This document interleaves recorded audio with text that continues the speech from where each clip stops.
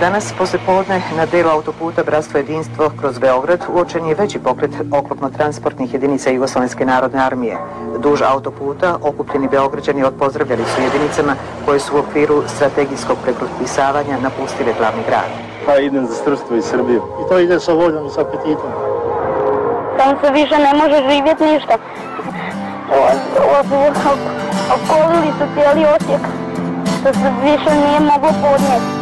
Za dom gdje žive moji stari, svi samo za dom gdje moje ime znaju svi samo za dom gdje je srce ostalo i gdje god otišao, ovdje vratit ću se ja. Rekli su da sam mlad, da nemam pravo pisat o ratu jer je nemoguće tako mlad se sjećat i ne sjećam se da. Bolje da je tako, ali se niko nije pitao zašto sam i danas plakao. Reci tko će vratit mojima što se srušilo. Da nije bilo rata ja danas ne bi pjevušio i radio od 15 da mogu preživjet. Imao bi sređen život, ovako mogu plakat i gledat na dnevniku PTSD ubojstva. Zar tako mora skočat prava hrvatska vojska? Tužno i žalosno, nek ovo ide za njih. Jedva čekam dan da zapjevamo skupo ovaj stih. Dotad dignimo ruke, pokažimo snagu, zapjevajmo zajedno za ljubav našem gradu. Ne kori se pjesma na ponos oni što nema.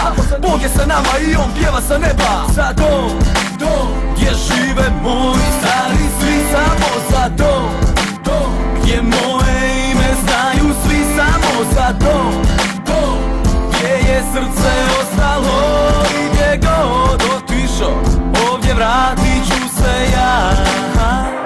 Taksi, Vukovar, noćas mora past, idemo dalje.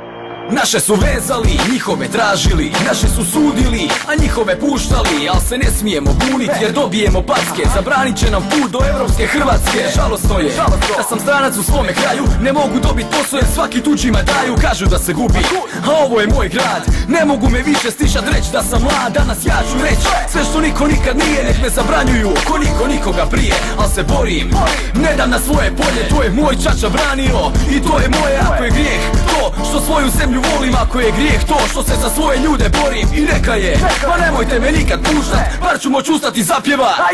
Za dom gdje žive moji stari, svi samo za dom gdje moje ime znaju svi samo za dom gdje je srce ostalo i gdje god otišao, ovdje vratit ću se ja.